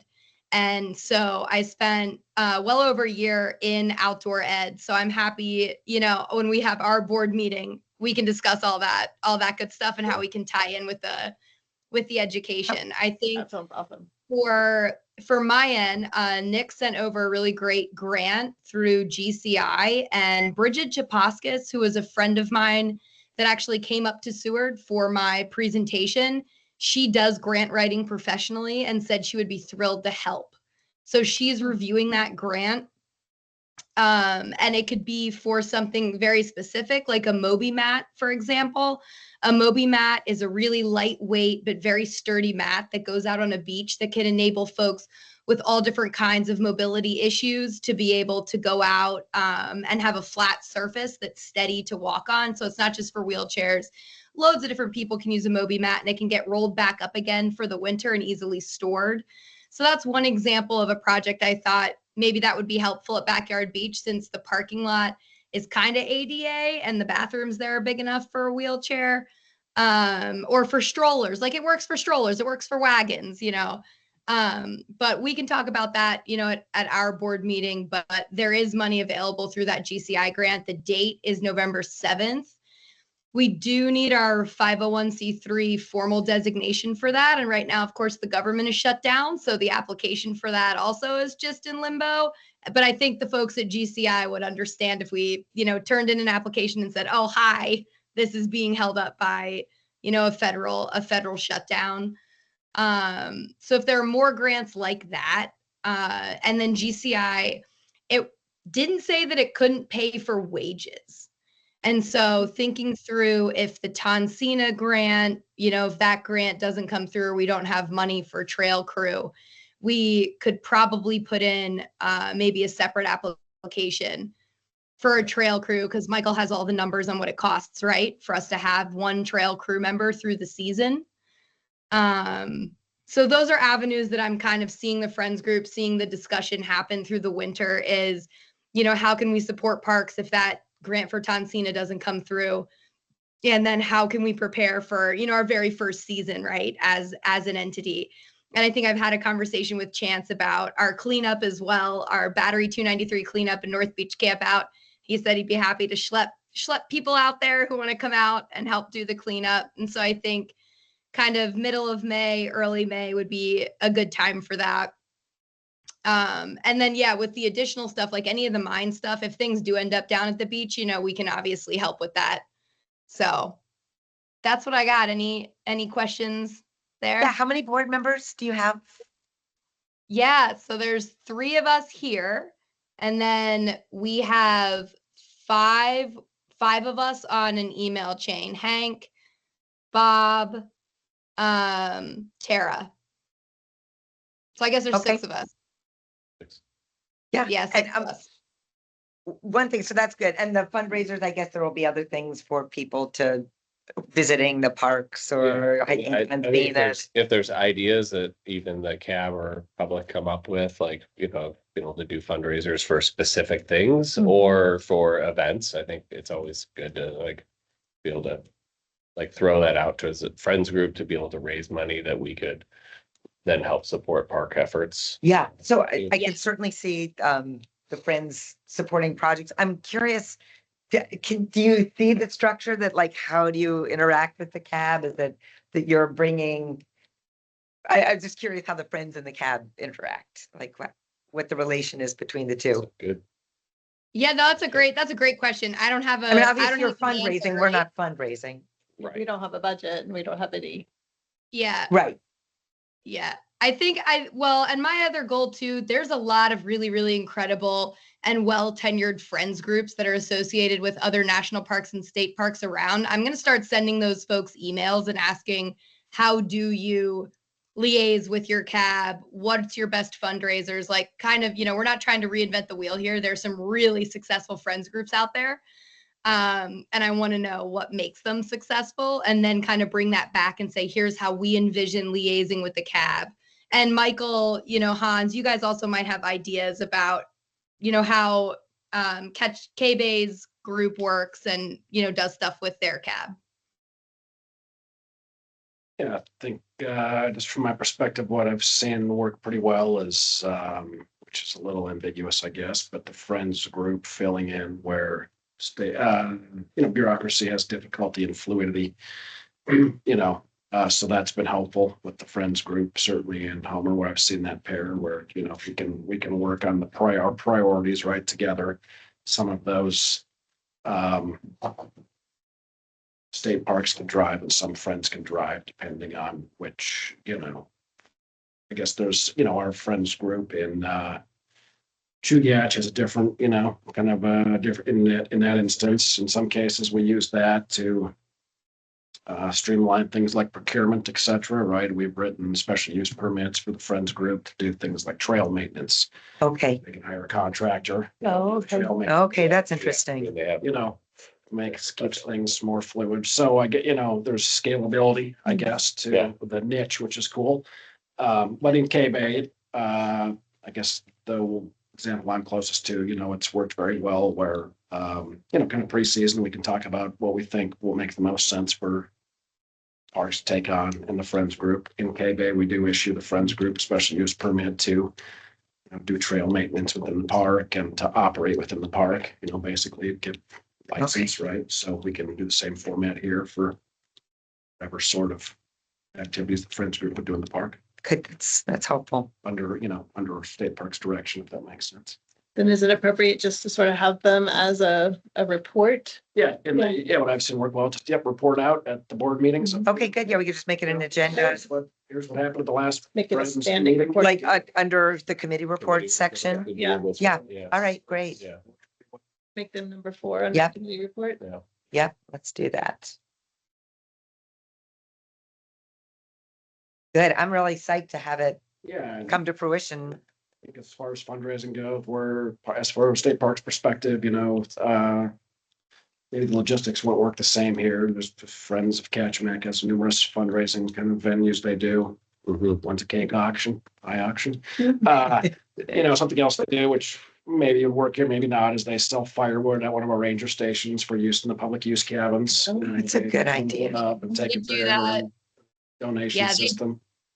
They do that Um, here in Pennsylvania. That's a huge way that the Friends group, and then they also lead tours, right? So like the Friends group, Oh. yeah, and that's what's been on. Yeah, that's what's been on. Kerosene. Yeah, they lead tours, and you pay the Friends group, right? And it's somebody through the Friends group that provides the tour about some aspect of the park, or it's a nature hike, or it's a story time at the campground, or it's, you name it. Like the Friends groups here on the East Coast anyways are highly, highly involved in like the visitorship. There's always some event being led by them. So that's kind of, I think we can play around with that next summer for sure. I would love tons of people bird in our parking lot. Do you guys know this? Like it's Yeah, a birding they do. phenomenon in our On the parking driveway. lot. Yeah. Yeah, like people bird all the time. And my thought was like, we could just pay. So the trail crew kids, a couple of them said like, oh, I would come back and be a tour guide for the Friends group. And like, I was like, how do you guys feel about giving a birding tour for 2 hours? And they're like, yeah, fine. Like pay the kids $20 an hour. They'll get tips from the tour. But then, the people on the birding tour would pay whatever $30 for a 2-hour birding tour. And that goes to the Friends group, right? Or that, donation, so to speak, right? They would donate to the Friends group for the tour. Yeah. Do they have docents? Do these Friends group have like volunteers, like docents, volunteer educators, basically what it Yeah. means? Yeah. I think a tour of the fort, I would have paid. Yeah. for that. Oh, yeah. I mean, gotcha. Yeah, no problem. Be right there. Do you know if Or those guys tide pooling. collect Tide state pooling's park another big fees or? Sorry. What'd you say, Jan? Oh, sorry to butt in. That's super interesting. Do you know if they collect state park fees for those like tours and trips? Like when, aside from it, is that $30 including the $3.50 state park fee that we would use for commercial access, or is it in addition to? Like how do they do reporting and stuff when they do that? I don't know how that would work for us here. I would assume there would either be waived because it's a friends group, or we would pay that, or we would pay that, right? Yeah, it seems easy, just to add a cost of the, admission or whatever, but because we have commercial use permits with the national park and the state park, and it's something that I imagine that, Jack and those guys would have to, figure out, but that, I think it's a really cool idea. Yeah. Great. Yeah, and that's So also can like, we- it's also something that I've thought about is like having a, like if you guys were going out, Chance, like if Miller's was doing a kayak trip out, you could quote unquote hire somebody from the friends group to come out and be the tour guide, right? Which would be just like, oh yeah, like a donation to the friends group. And then you would have somebody be able to meet you out there and do the tour, right? Support. Yeah, Cool. it's a neat idea for sure. Like, especially, yeah. All right. Anything else on the Friends? Thanks to all of you who are involved with that. All right, team. It is 11 p.m. for me here. So Yeah. I knew that there might be an earlier exit. You've been a trooper. no, it's no problem. But it's so nice seeing all of you. I will keep you posted. See you in a month. Obviously, you have all my information. So if you need anything, call me, text me. I'll be here. Thanks. Thank you.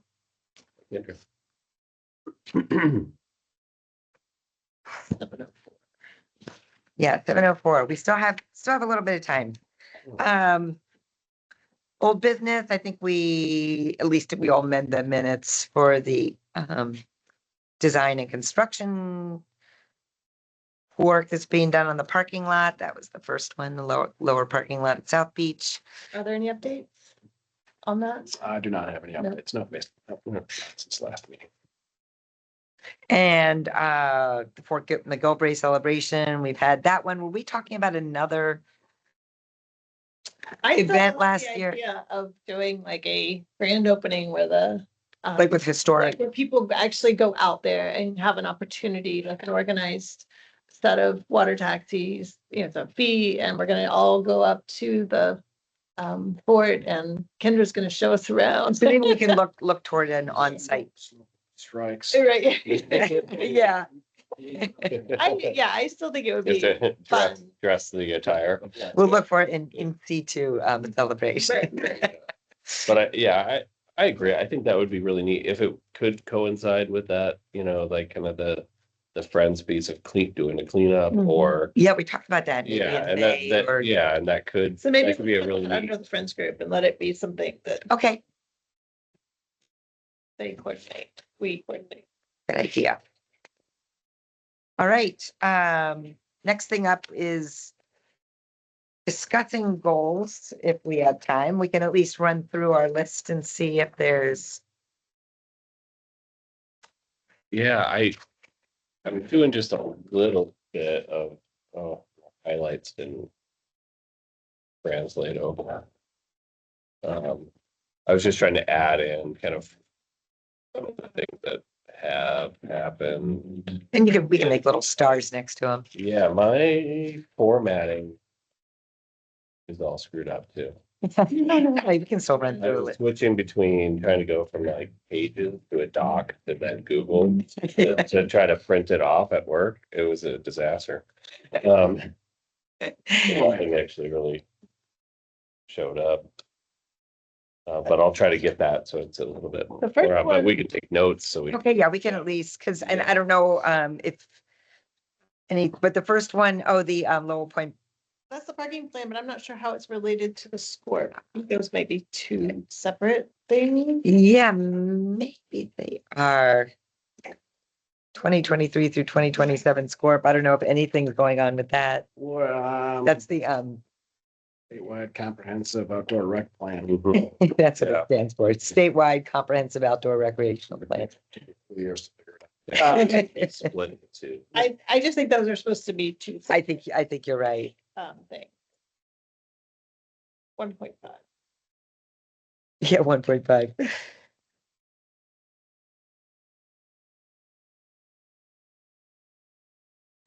So Copy it, like, I can actually give everyone a.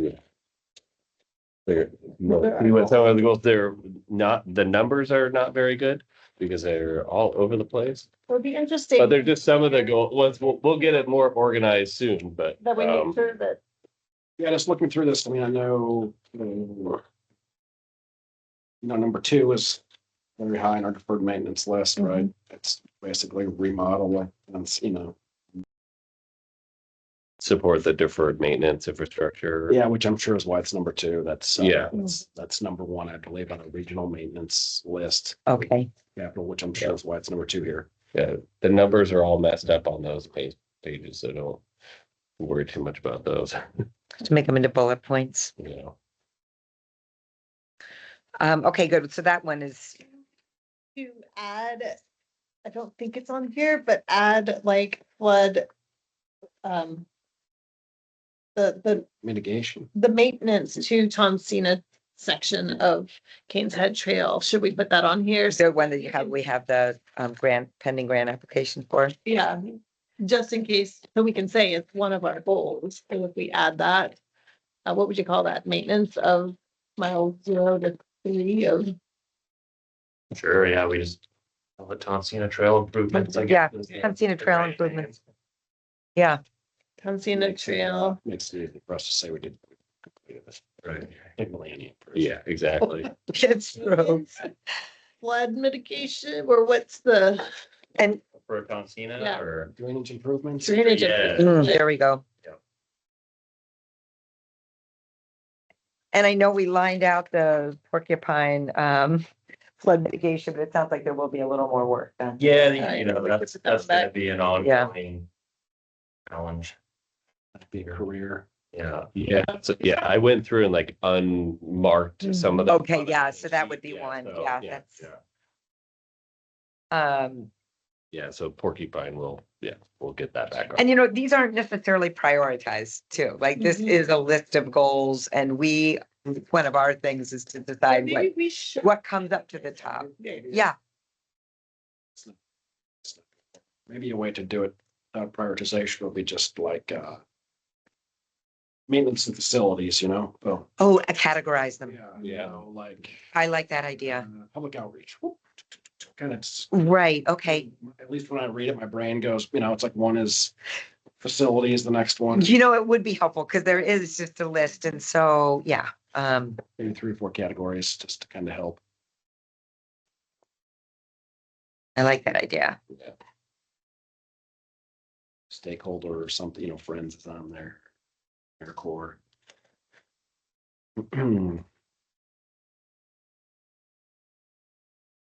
Good. Yeah, I'll look at the things and see. And I think a lot of them are under But, facilities. and yeah, maintenance. a lot of those are, but yeah.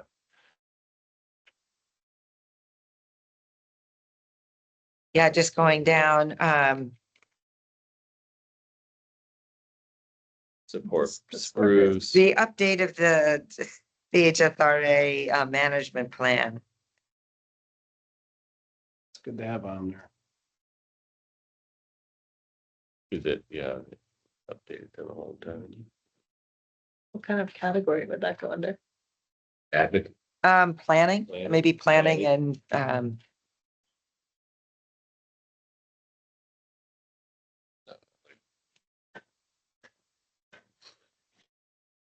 yeah, well, Master plan. Score, yeah. yeah, Several Yeah.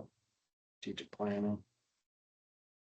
okay, good. Yeah, again, the master plan and interpretive plan for Fort McGilvray and public engagement, I guess, or something that might be. That would be with the ribbon cutting ceremony or anything we do next year at Fort McGilvray. The mining issue, we've Guess we'll have like maybe, Ongoing operation. Issues, it could even be. Ongoing issues. Is that win? Yeah.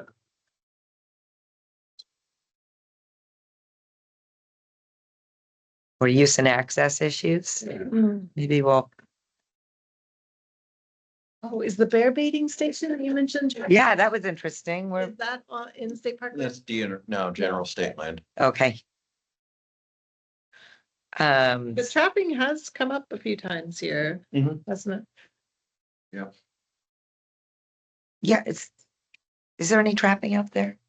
Not within the last 2 years that I know of. It's good. Normally it's up the drainage, unseen in drainage. There's duck hunting. Yeah. So facilities and maintenance, I'd put the Metco plowing under that, perhaps since it's physical infrastructure. We will support the Friends group. That would be, Public outreach or? yeah, maybe so. I think so. Help organizing them. Same thing with the website and the laminated tie charts. I would say Two that's different ones I'm trying. public engagement and outreach would be for the tide charts. I can take Carol's name off that. Yeah, one. we can take care of. I've been trying to weed them. Like I noticed Yeah. even when I was doing the agenda, like, boy, Jack's still on there a lot, or there's things that get. Yeah. Don't get with edited that out. one, we just need to like find an avenue for some good laminating. Just, I think Carol had her own laminator, and so that's why it was so easy to get the laminating done, because she had it. I have laminating sheets that Yeah, we have some of those at work too, but there's. It's not the same. Use a heat gun, but they really shrink, unfortunately. we Right. we had a laminator. We might have brought it to you can use it. Oh, We found when before the terminal was flattened, we had to get all kinds What of. about the mooring buoy issue? Would that be ongoing access issues? Which is that when the Mooring buoys? The access or facilities, either one would be maintenance facilities. wait, where's that one, Micah? No, 18. Oh, okay, yeah. The morning buoys, right. Mhm. Yeah, I would say that was probably facilities, infrastructure.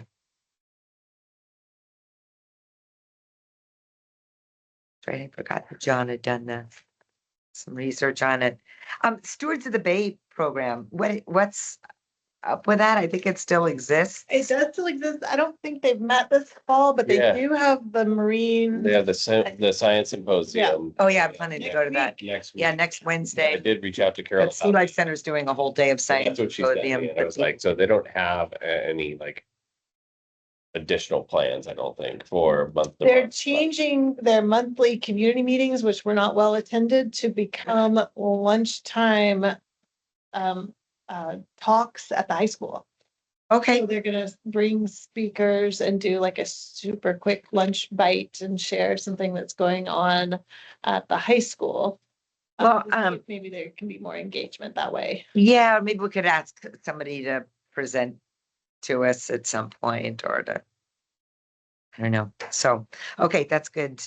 I think, yeah, anytime supporting installation of tent platforms or. I think we don't know if there's a driving need for a new public use cabin right now, but we're always interested in trying to. See what's out there. The ATV, UTV, that we might be able to, I think we can take that off, right? Yeah, but we could say for necessary equipment. yeah, or we can have a section that says completed. Yeah, so- that's a good so idea. We have those, so just a little bit of history on it. And I did think too, for people that were new board members, it's really nice to kind of see it. And it was another thing that I was thinking if we Yeah. did a little write-up And that about was, what the cab is, it's like, well, here's some of the things that it's helped yeah, get done so that people know like what the history is. So. yeah.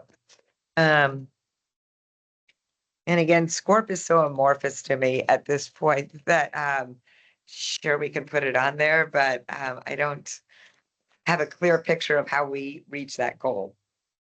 Yeah, I think, to add that, the horizon is 2027, so we'll begin some efforts next year to make an effort. to- Okay, yeah. So we Docs just might wanna- take care of itself, if that makes sense. You know, We want to make sure that when they do it, we have input. Is that's Right, pretty 'cause much by it, the right? time we saw a copy of it for this version, all of the like planning and ideas had already happened, and Seward trails were just not in there. I mean, very minimal. Okay, so Outdoor we recreation. want to be geared We up just for wanna when they be start ready that to be process. a part of that preliminary planning process and not somebody that goes, here's the draft plan, what do you think? We want to be in on the drafting the draft plan. Does that make sense? Yeah, I think the main thing that was included was a Iditarod Trail. Yeah. Yeah. And so that leads me to who manages the SCORP? Is this also being moved to Department of Transportation? no, and it'll still be written by state parks. It is still going to be under the state parks. Okay. Okay, yeah. Which is interesting that state parks advisory boards didn't get in on any of the planning anyways. But at the time, Yeah, I can learn more about that, how we did that. Yeah, just knowing what the process is gonna be, like, it was all these like, Wendy, if she's still on, Wendy, do you have any, if you can hear us, any intel on the previous SCORP authoring, how the scoping was done for that? Sorry, I was trying to, so I was trying to mute, Oh. I was trying to mute. I do know that there is the possibility that we are going to be able to just extend this one or make amendments to it because the new SCORP directive is from LWCF funding or from the federal funding source that manages LWCF is basically saying we can do 10-year plans now. And this one was a 5-year. okay, So I think def- we're going to be able to extend this one and maybe make a couple amendments to it is what we're looking at. so if we wanted to be a part of the process to make amendments, what would the timeline be for this next round of approval? We'll start working on it at least soon, actually. It should be a couple years before, but it'll probably be more like a year before at this point. That's something on Ricky's agenda, so I can get direction from him and get back to you guys on that. Because he has brought it up in a couple of conversations, but I'm not, we need to start moving forward on that.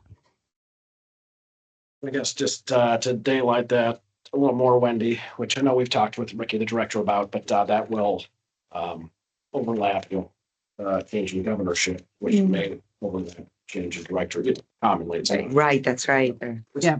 Point being, as staff members, Wendy and I can keep an eye on that. Okay. And maybe we should have it on our agenda at some point this winter, just to sort of get a feel for what kinds of things. It's been a year or more since I've looked at it. Yeah, A feel for, but I remember when we sat down and looked at it, we were like, whoa, there's very little Seward area things on here, but now I don't remember any specifics. So maybe we should be ready. And I assume the document is online somewhere. Okay. okay, yeah, that's a good suggestion. All right, did we get through anything else about goals that, Yeah, if there's any. where, AmeriCorps, is AmeriCorps still exist as an entity? That been canceled by this administration? I not, I know State. they. not state, but I do think that, The federal funding. Yeah. did get cut. oh, but yeah, either one is possible, true. Okay, so we won't rely on AmeriCorps, but similar volunteer Similar group, volunteer. Sierra Club, whatever, wherever volunteers can come from, so. Right, that wasn't the only one, so. Right. Yeah. All right, now moving back from goals to just operational. Like, Go on. well, I know we already talked about the Tonsina Trail abutment, but I also added this, we had mentioned something about the staging area near the life jackets, near the boat access, the borough boat access. We talked a little bit about, that was a goal to maybe continue to keep that area clear, or we had talked Yeah, about so that at some point, but We had, can you refresh? yeah, it's just that right on our south beach. we have the life jacket stand. I didn't know if we had additional goals to go along with that. That was just a note that I We had down. talked about actually clearing those trees there. Yeah, clearing And some putting more some trees. gravel in, Yeah. just so that the kayak loading and unloading that takes, blocks traffic essentially right Yeah. there. That those people could then have a staging area, big flat gravel area that they could, go through the talk and the training. So it's not happening right in the boat launch road. Yeah, I think a lot of them move to the side of the boat launch area, but it doesn't, but it's some staging area Right. could be good instead of it all happening right there. Away And from I it. mean, we have some D1 up at the upper lot, and once we get the tool cat, that'd be a really easy thing to. Oh, Right. nice. Yeah, Yeah, cut some alders and. yeah, Maybe make some contacts with the operators too. yeah.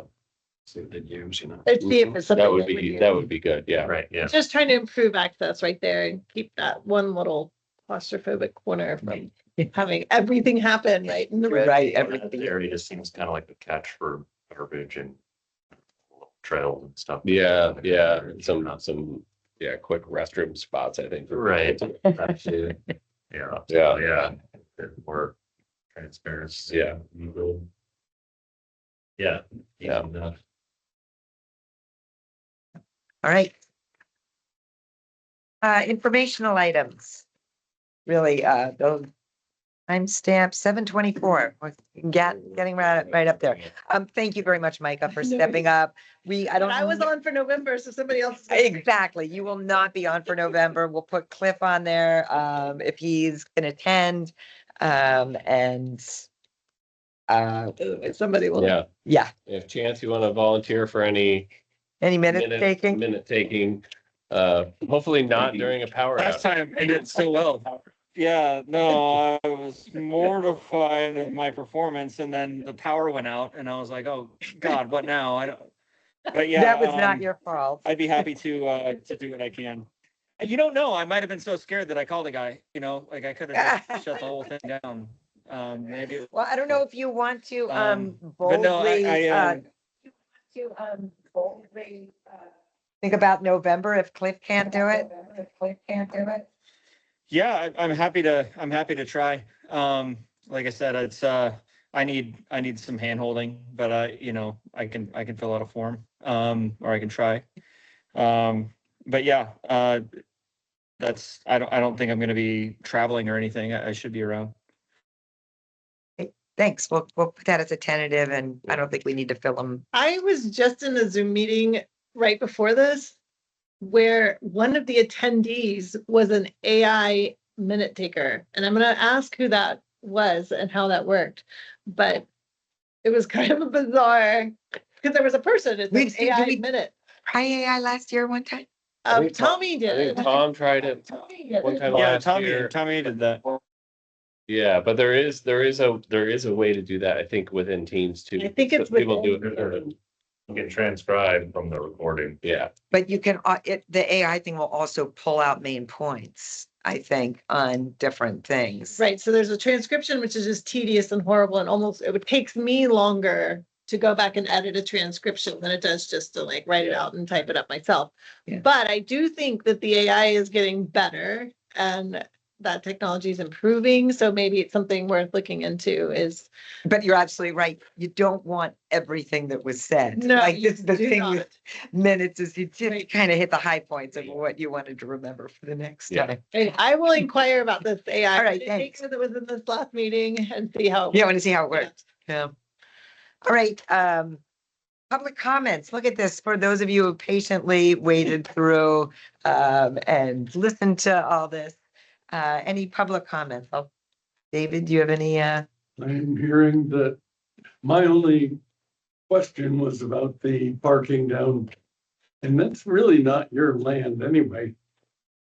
We would take over your land to make a parking area, to make it everything nice. And No, it. I mean, Part are you of- talking about down by the beach? Yeah. Yeah, that's state park land.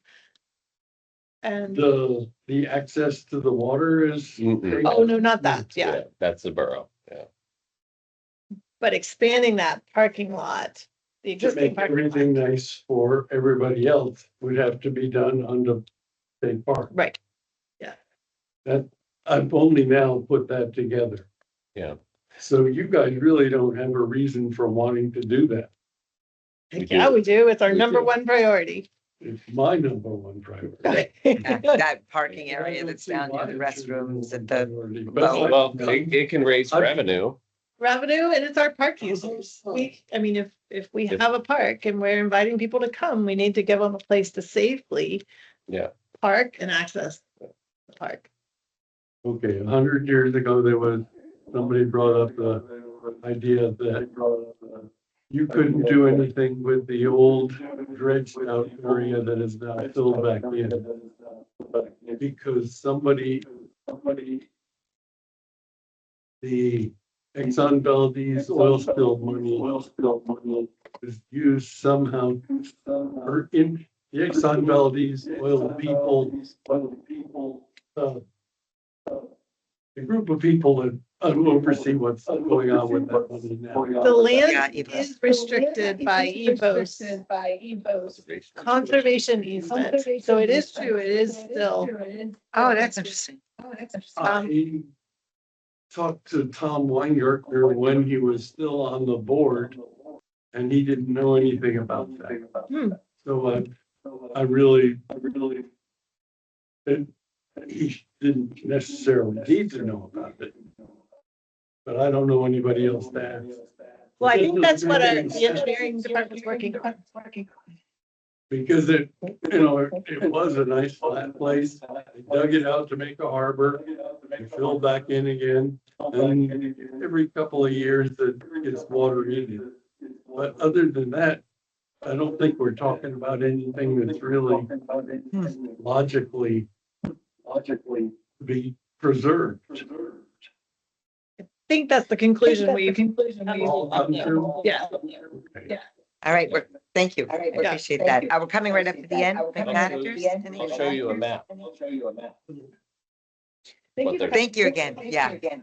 Glad to hear you here year-round. I hope you love winter in Seward like some of us do. Are you in the cabin? No, we've got the cabin closed down. Oh, okay. Okay. Oh, okay, you have a separate. All right, any board comments? quickly Before we adjourn. I don't have any more. No. Thanks again, Abby. Thank you, Chance, Wendy. Oh, wow, 7:30 on the dot. Yeah, we'll call for adjournment. And thank you, everybody. Bye, Have a great everyone. night. November 19th. November 19th. Thank you. Back here. We need to move this paper back here. Probably is what we should do. I think if that's the way we found it, I'll help you. Micah, I sent you the RTP information. Okay, cool. Yeah, I'm curious about that, because that's definitely something we could.